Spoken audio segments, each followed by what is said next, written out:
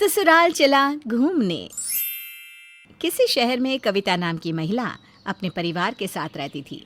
एक दिन घर के सभी लोग कहीं बाहर घूमने का प्लान बनाते हैं। 4 दिन की छुट्टी है, हम सबको मुंबई जाना चाहिए। वहाँ घूमने के लिए एक से बढ़कर एक जगह है। हाँ, बचपन से मैं भी मुंबई जाना चाहती थी। खासतौर पर मुझे ना वहाँ की फिल्म सिटी देखनी है। फिल्म सिटी की तो बात ही कुछ और है। वहाँ पर ना तरह तरह की टीवी सीरियल की शूटिंग देखने को मिलती है। क्यों विकी, तुम्हारा क्या ख्याल है? ठीक है भैया, मुझे कोई एतराज़ नहीं है, मैं भी मुंबई देखना चाहता हूँ। उसके बाद राहुल अपने लैपटॉप पर कुछ होटलों की जानकारी ढूंढना शुरू कर देता है। ये होटल बहुत अच्छा है, हम सब यहीं रहेंगे। लेकिन भैया ये होटल तो बहुत महंगा लग रहा है, यहाँ का किराया भी ज़्यादा होगा। हाँ, ये मुंबई के टॉप 10 होटल में से एक है। इसका किराया एक दिन का 10,000 रुपये है। अरे बाप रे भैया, ये तो बहुत ही ज़्यादा है। मैं इतना नहीं कमाता कि इतने सारे पैसे खर्च कर सकूं। सिर्फ 4 दिन की तो बात है, कौन सा वहाँ 4 महीने ठहरने वाले हैं। हाँ देवर जी, साल में कभी कभार जेब ढीली भी करनी चाहिए। आप तो हमेशा पैसों को दांत से दबा कर रखते हो। दीदी ऐसी बात नहीं है, इनकी कम तनख्वाह में मुझे सारे खर्चे चलाने पड़ते हैं। रिंकू की फ़ीस भी देनी बाकी है। अगर हम इतने महंगे होटल में रहेंगे तो हमें कर्जा लेना पड़ जाएगा। ठीक है, इस बारे में हम कल बात करेंगे। इसके बाद सभी अपने कमरे में चले जाते हैं। फिर अगले दिन, हाँ भाई विकी, तो क्या फैसला किया तूने? उस होटल को बुक कर लूँ कि नहीं? भैया कोई सस्ता सा होटल बुक करो ना। उसके बाद राहुल विक्की को अपने लैपटॉप में कुछ होटलों की तस्वीर दिखाने लगता है। हाँ भैया, ये ठीक है, ये मेरे बजट में आता है, आप इसे बुक कर लीजिए। उसके बाद विक्की अपने कमरे में चला जाता है। दोपहर को जब सब खाना खा रहे थे तब राहुल की पत्नी कहती है, आपने फ़्लाइट की टिकट बुक करने के लिए एजेंट से बात कर ली ना?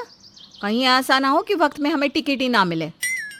फ़्लाइट का नाम सुनते ही विक्की और उसकी पत्नी के कान खड़े हो जाते हैं। दीदी, हम फ्लाइट से जाने वाले हैं। हाँ हाँ, फ्लाइट से ही तो जाएंगे। तू क्या सोच रही थी हम बस या ट्रेन से जाएंगे? अरे पागल हो गई क्या?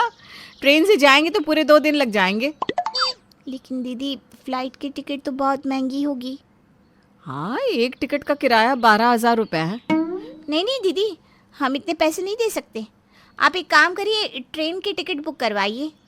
नहीं मम्मी, मुझे फ्लाइट में जाना है, आप फ्लाइट की टिकटें बुक करवाओ। जब बड़े बात कर रहे हो तो तू बीच में मत बोला कर। क्या करना चाहिए क्या नहीं करना चाहिए मैं अच्छी तरह जानती हूँ। चल जा अपने कमरे में। उसके बाद विक्की का बेटा उदास होकर वहाँ से चला जाता है।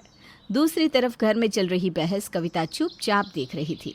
फिर आखिरकार विक्की और उसकी पत्नी दोनों ट्रेन की टिकट बुक करवाने की जिद पर अड़ जाती हैं। ठीक है भाई, चलो ट्रेन की ही टिकट बुक कर लेते हैं बस। राहुल की ये बात सुनकर उसकी पत्नी मुंह बनाकर वहाँ से चली जाती है। फिर उसी शाम, ये सब क्या है जी? आपका भाई कम पैसे कमाता है तो उसकी सज़ा मैं और मेरे बच्चे क्यों भुगते? हमारे पास तो पैसे की कमी नहीं है, फिर हम ट्रेन में धक्के खाते हुए क्यों जाएंगे? और रही बात होटल में ठहरने की, तो हम किसी अच्छे होटल में ही ठहरेंगे। अरे भाग्यमान, मैं भी तो यही चाहता हूँ, लेकिन क्या करूँ? मेरा भाई और उसकी पत्नी दोनों जिद पर अड़े हुए हैं। उन दोनों का कहना है कि उनके पास पैसा नहीं है। अब अगर हम सब साथ जा रहे हैं तो हमें सबकी सुननी भी तो पड़ेगी ना। इसीलिए मैं हमेशा आपसे कहती हूँ, जितना जल्दी हो सके इस घर से अलग हो जाइए, वरना इसी तरह हमें हमेशा छोटी छोटी खुशियों का गला घोटना पड़ेगा। दूसरी तरफ विक्की की पत्नी भी उसे तरह तरह के ताने मार रही थी। ये घूमने की बात सुनती ना मेरे सिर में दर्द होने लगा है।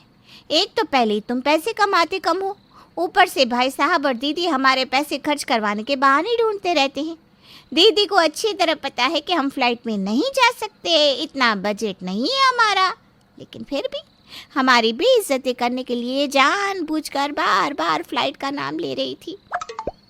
तुम ठीक कहती हो, भैया भी तो महंगे होटल को बुक करने के लिए पीछे पड़े थे, लेकिन अब क्या करें, अगर घूमने जाना है तो थोड़े बहुत पैसे तो खर्च होंगे ही। पापा आप भी ज़्यादा पैसे कमाया करो, क्योंकि मुझे कभी मेरी मनपसंद की चीज़ें ही नहीं मिलती। पिंटू को देखो, बड़े पापा बड़े मम्मी हमेशा उसकी ख्वाहिश पूरी करते हैं। ये सुनते ही विक्की और उसकी पत्नी को बहुत गुस्सा आता है और वो दोनों अपने बेटे को समझाने के बजाय उसे घूर कर देखने लगते हैं। उसके बाद विक्की का बेटा घबरा कर कमरे से बाहर चला जाता है। तभी खिड़की के पास खड़ी कविता ये सारा नज़ारा देख लेती है। फिर अगले दिन, पापा आप भी ज़्यादा पैसे कमाया करो, क्योंकि मुझे कभी मेरी मनपसंद की चीज़ें ही नहीं मिलती। पिंटू को देखो, बड़े पापा बड़े मम्मी हमेशा उसकी ख्वाहिश पूरी करते हैं। ये सुनते ही विक्की और उसकी पत्नी को बहुत गुस्सा आता है और वो दोनों अपने बेटे को समझाने के बजाय उसे घूर कर देखने लगते हैं। चलो सब लोग अपनी अपनी तैयारी कर लो, हमें 12 बजे यहाँ से निकलना होगा। आप जल्दी से टैक्सी बुक कर दीजिए ना, तभी हम समय पर स्टेशन पहुंच पाएंगे। नहीं नहीं, टैक्सी की ज़रूरत नहीं है, हम रिक्शा करके चलेंगे। ये सुनकर राहुल की पत्नी गुस्से से तिलमिला जाती है। रिक्शे की भी क्या ज़रूरत है, हम सब पैदल ही चलते हैं। बल्कि मैं तो कहती हूँ ट्रेन से भी जाने की क्या ज़रूरत है, मुंबई तक पैदल चलते 1-2 महीने में तो पहुंच ही जाएंगे। इससे तो सारे पैसों की बचत हो जाएगी। ज़्यादा ताने मारने की ज़रूरत नहीं है दीदी, मेरा जितना बजट है मैं उसी हिसाब से बात करूँगी ना। अरे रहने देना, ये तेरा बजट बजट सुनकर मेरे कानों में दर्द हो रहा है। अरे इंसान घूमने जाता है तो दिल खोलकर खर्चा करता है, लेकिन पैसे खर्च करने के नाम से तेरी आंख में आंसू आ जाते हैं।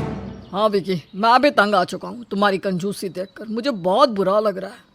भैया ज़रा मेरी जगह अपने आप को रख कर तो देखो, तब पता चलेगा कि कम कमाई में घर चलाना कितना मुश्किल होता है। अब ज़्यादा पैसे कमाते हो ना, इसीलिए ज़्यादा बड़ी बड़ी बातें करते हो। इस तरह देखते ही देखते उन चारों में तेज बहस शुरू हो जाती है। दूसरी तरफ बच्चे बेचारे सहम कर एक कोने में खड़े हो जाते हैं। ये देखकर कविता को बहुत गुस्सा आता है। बस बहुत हो गया, तुम चारों अपनी बकवास बंद करो, कोई कहीं नहीं जा रहा, कैंसिल करो ये घूमने का प्रोग्राम। तुम सबको इतनी भी तमीज़ नहीं कि बच्चों के सामने किस तरह की बातें की जाती है। ज़रा इन बच्चों के चेहरों को देखो, कैसे सहमे हुए हैं। अरे बच्चों को अच्छी सीख देने के बजाय तुम सब उनके सामने अमीरी गरीबी का रोना रो रहे हो। चलो जाओ यहाँ से। कविता का गुस्सा देखकर चारों शांत हो जाते हैं और चुपचाप अपने कमरे में चले जाते हैं। इस तरह आपसी तालमेल ना होने के कारण वो सभी कहीं नहीं जा पाते और उनकी 4 दिन की छुट्टी बर्बाद हो जाती है।